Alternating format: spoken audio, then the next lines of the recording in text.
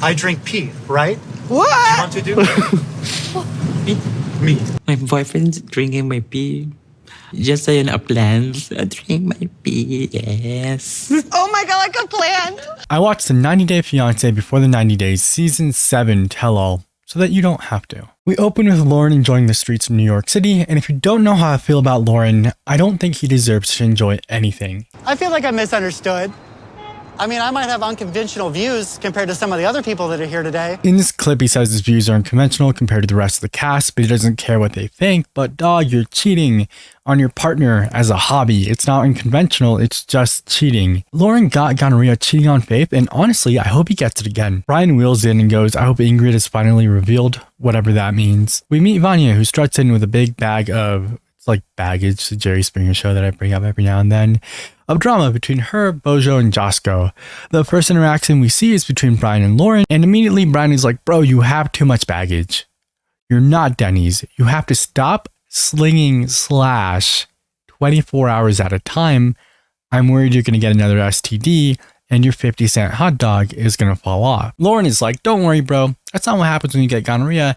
Anyway, I'm meeting up with a woman who gave me gonorrhea to see a movie if she's willing to pay for it. Joe walks in and immediately goes, all right, I'm ready for talking. It's hard to talk about me though. I'm pretty cool. And I don't care what 90% of them say anyway. That's completely fair. There isn't a single person on this season he should be taking advice from, unless it needs advice on getting an STD, a fourth divorce, or marrying a woman twice his age. Niles and Matilda are my favorite couple from this season. And when they did the last squish, I almost cried. They can do no wrong as long as they're doing it together. I'm not gonna lie. Today, we're gonna be seeing some couples that I told you my opinion about them already. Miles, tell us. I want to know. God, look at this man. He's so nerdy. He has like a tucked in shirt, no belt, dressed like he works at Target part-time and then Office Max the rest of the time. I love it. Tigerlily and Adnan follow. Adnan got his visa very quickly, probably because they both have a lot of money, but that's not my business. Adnan says the girls can do his hair. Tigerlily steps in and goes, no girls. Cruz will do it. And Adnan goes, all right, fine. I'll just do it myself. So she's very much sticking to the whole, like, your rules apply to both of us. And honestly, good for her. Kind of out of nowhere, Adnan looks at Vanja and goes, I'm trying to be a good person. Don't do anything ridiculous towards me. So I don't know where that came from. After this, each of the couples take their place on stage. If you're asking like the others are, like Via and Sunny, Via got sick. We'll learn about that later, so they join through a video call. Rayne and Shady don't join at all. I don't think that's a surprise if you've watched this season. And if you haven't, I'm so sorry. If you don't know what I'm talking about, I need to do an entire video on Rayne. Just what a time. Sean is the host for the tell-alls, and if you don't know Sean, she loves starting. It is without a doubt her favorite thing, to the point where I feel like the producers don't give her a script when they're interacting with the cast. It was just like, you do you, girl. Hit a couple of these questions, but the rest of the time, do whatever you want. And so she does. And she starts with Adnan and Tigerlily, who now have a 6-week-old baby, to congratulate them. Congratulations. We then move on to Loren and Faith. Last time we saw them, Faith gave Loren her ring back. And today, she's shining. So surely, she must have stayed far, far away from him, right? Nope. Loren says they've talked every day since getting back from the Philippines, minus a short 1-month period where he was sleeping with other people. The one with the rings was picked through by drug addicts and stole the rings out of the box before I shipped it to her. When asked where the ring is, Loren says, okay, well, hold on there, partner. The box, you see, the one I was going to send the ring in, the one I sent the ring in, was picked through by drug addicts. They just couldn't help themselves. I don't know why I gave Loren a southern accent, but I just went for it. And everyone laughs. And Loren is like, wow, I'm so funny. Sean then asks Faith if she considers them engaged. And Faith pauses. A long pause. A long, pregnant pause before speaking and going, no. Quickly, we move on to Via and Sunny. Sean asks how they are. Via says she's fine. Sunny says he's fine. And then he looks back at Sean and goes, how are you? Stunned. Just silence. Just absolute silence. Sean takes that like a flashbang, like that one scene on the first season of The Last Resort where Ed stands up from the hot tub naked and just has his third thumb vibing out there. It looks like that one TikTok of a woman who has a thumb that's barely hanging on.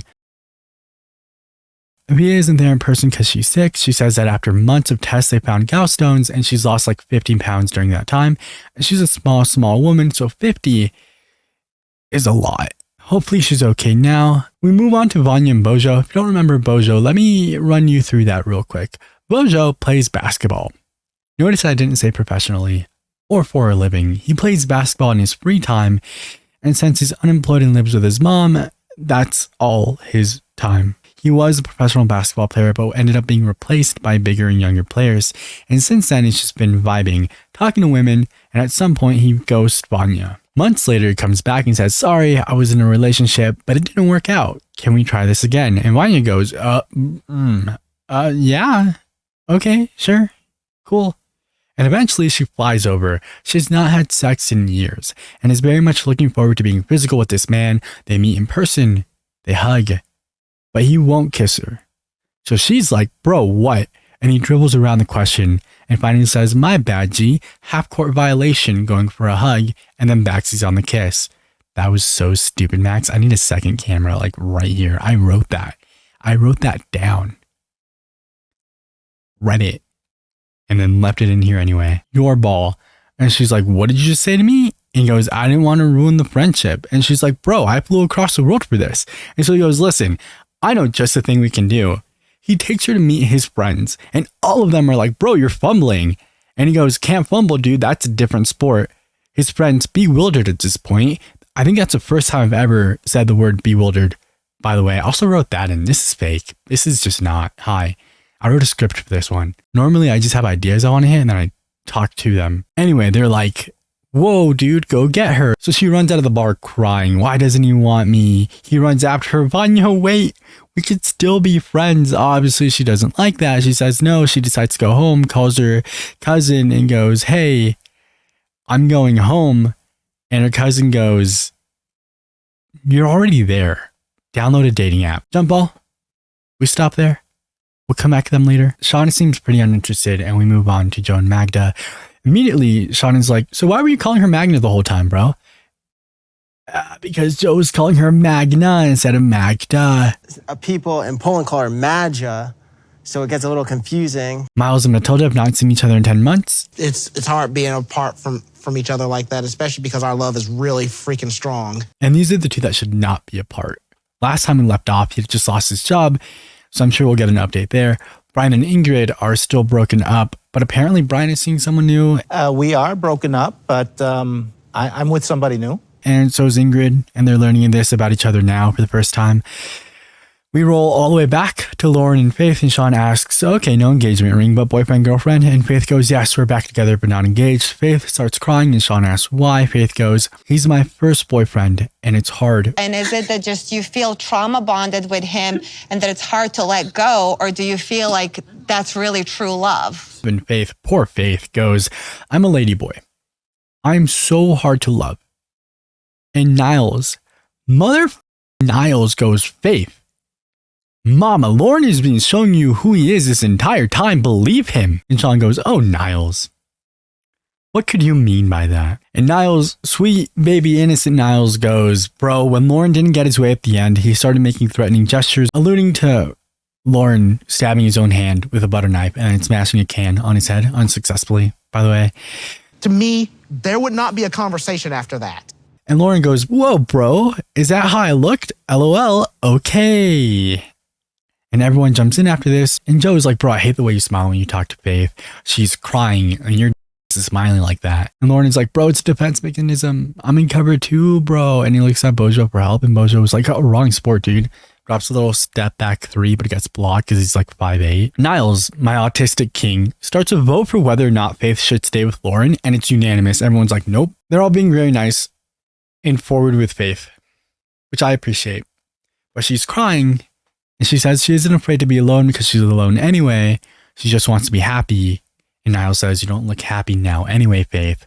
Loren is like, bro, the knife in the hand thing, not bad, all right. There's a second of silence. An awkward, well, what now? And Magda, from the top rope, goes to Loren. You slept with everyone, bro. All you do is eat hot chip and lie. How can anyone trust you? And Loren goes, bro, I told her I was having sex with people, all right? I told her. And I quote, "I sleep with my friends, so she knew." So what were you telling her? That you were sleeping and hoping to get lost in semantics? Right, and she asked, does that mean sex? And I said, yes, I sleep with my friends. And they ask Faith about it. And Faith is like, I don't know. I don't remember. I deleted the messages and blocked him at some point, so I can't check. And like the Undertaker, out of nowhere. Sorry, I'm still thinking about the whole like wrestling incel thing. Esther shows up. Loren's ex, who paid for Faith's lingerie. Niles immediately goes, "Hi, Esther. I'm real sorry for you." Sean asks her why Loren jumps into relationships, and Esther explains that he casts a wide net, hoping he'll catch love, and not an STD, until someone in that net asks to be exclusive. She then explains that Loren would tell Faith he was sleeping at different people's houses, and that she got the feeling Faith didn't really understand what Loren meant by sleeping. Faith explains that she really thought he was sleeping with his friends and not having sex with them. And then Niles tells Loren to walk off a cliff, bro. Magic. Niles is a menace. So, Loren, if nobody tells you to walk off a cliff, you're going to walk off a cliff? I would legitimately walk off a cliff. Why haven't you done that yet, then? I hope that man lives the best life and has the best marriage. And Esther, in an attempt to garner just like the smallest Big Ed Wiener-sized glob of sympathy for Loren, goes, if there's a pyramid scheme, he's going to fall for it and lose all his money. Oh, okay. So Sean asks, "Hey, Loren, so you bought a one-way ticket to the Philippines, right?" Loren nods. "Was that specifically to go see Faith?" And Loren goes, "No. Knowing what we know now about Loren, what do you think he said next?" "No, I wanted to stay there regardless. No, I had other women I could have met. No, I thought I'd get a job. No, I have a friend there. No. Nope. Nope. Nope. No." Loren says, "No. It was part of a pyramid scheme." How am I still surprised by things that Loren says and does? Esther explains Loren met another woman in the Philippines. Quickly, to nobody's surprise, they fall in love. Loren buys a one-way ticket to the Philippines, and the other woman turns out to be a woman who was faking being trans to try and take money from Loren. Oh, $22 that he had in his bank account. So he buys a ticket, and the woman disappears. So in a panic, Loren goes, I'm going to the Philippines, so I need to find love before that. Sean interrupts, looks over at Faith, and asks Faith, "Did you know?" Loren oozes in. She knows. Faith, you know, right? About, we don't know the name. She owes me money. And Faith is like, "Yeah, you told me she owes you a lot of money." So now they ask Loren, "Do you love Faith, or you just want any trans Philippine woman?" And he's like, "Well, no, she's cool. Our relationship could be awesome sauce." It could be hunky-dory awesome sauce, right? Like the man says awesome sauce. Unironically, the man says awesome sauce. There's a lot of pauses between Loren and everyone else. This man has a lot of dead-end sentences to say, so Sean goes, "Okay, it's been 11 months since you've seen Faith. Have you slept with anyone else?" And Loren is like, "Yeah, dude. So when we were apart for a month, I slept with a woman who gave me gonorrhea." And they all laugh at him, except Faith. And Sean asks Faith if she knew, and Faith just says she doesn't want to think about it. And Esther, from her lonely, lonely corner, is like, "Wait, we all go back to our exes anyway, right?" And everyone was like, No, we don't. And Faith says, "It's hard, okay. I see a lot of good and a lot of bad in Loren, but it's hard to give up on your first love." Here's a never before seen clip that should have stayed never before seen. I drink pee, right? What? You want to do me? My boyfriend's drinking my pee. Just saying a plans. Drink my pee, yes. Oh my God, like a plan. Adnan is like, "Bro, I gotta leave." Now it's like, "Loren, you're stupid and evil." Esther's like, "Bro, how is he evil? All he did was cheat on a woman he reminds constantly is his second choice. Like, bro, he could have been so much worse. He could have done all the things he said he was going to do on the podcast." Adnan, again, kind of out of nowhere, is like, "You see why I didn't shake your hand, dude?" And Loren is like, "No, I get it." Everyone is once again ganging up on Loren. I have a feeling he likes that. Talking about him being evil and breaking your heart. And he's like, "Am I? I don't see it." Okay, the dude who started his own hate Reddit and called himself the villain of 90 Day Fiance doesn't get it. All right, big dog. You got like an exchange? No, okay, so that has to do with when girls when you go on them. Does anyone want to tell me what he says there? Because I cannot make it out. I have an idea, but I feel like I hope I'm wrong. Sean finally stops the Loren talk and sends Esther backstage. Oh, I feel like I could end the video here. That just feels like half a tell-all. Just Loren. But Sean pulls out the intervention and scopes in on Vanja and Bojo.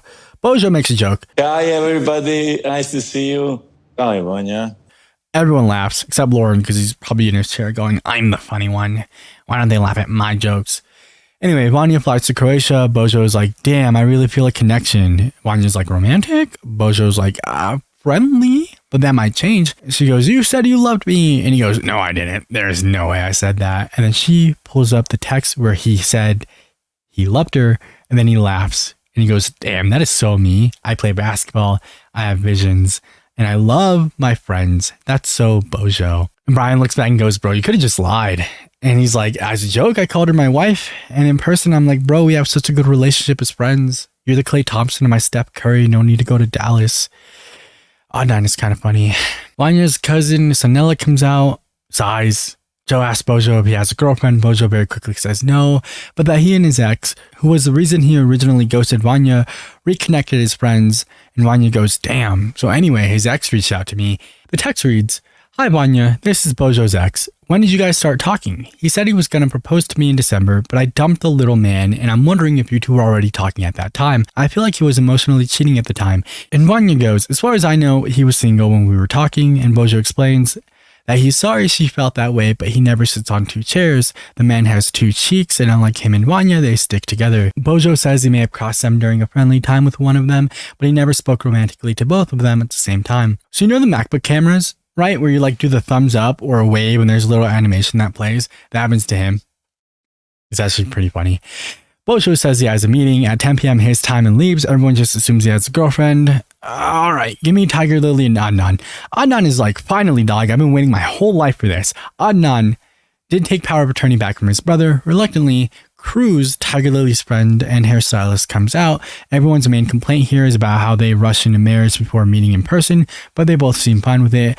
Sean steers the conversation towards issues they had between them arising from Adnan's Muslim religion, and we see clips of the double standards of dress and the way they act, and Adnan going, it's not a double standard, I'm the man, you just don't get it because you have a silly woman brain. That's not your fault, babe. Small mind, big butt. They fixed, I guess, some of the double standards. He doesn't see female doctors anymore or shake hands with women, which Tigerlily doesn't actually care about. She just wants things to be fair between them. So if she can't see male doctors and shake male hands, he can't see female doctors and shake female hands. Niles, I don't know when this man snuck under everyone's ribs, but he comes up with an uppercut at Adnan.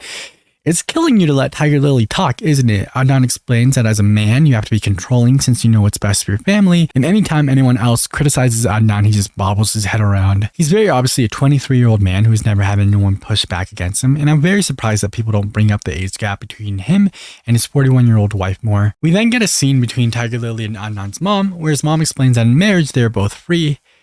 And we're told that Adnan wasn't really raised in a harsh Muslim household, and his mother divorced his father when he got a second wife, so they're unsure where Adnan is getting a lot of this from.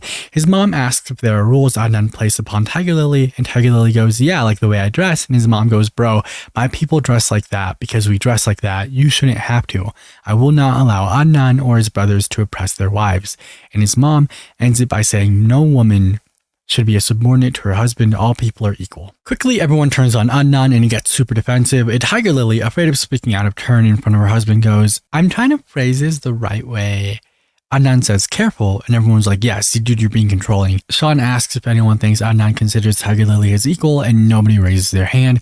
Joe says it sounds like Tigerlily isn't expressing herself because she's afraid of Adnan's actions. Adnan volunteers to leave. Miles and Joe say it's a good idea. So he gets up and answer, baby, to any question, but be careful. If anybody say any, he will be in trouble with me. He leaves and they don't ask her much. They ask her if she feels comfortable talking around him and she says yes.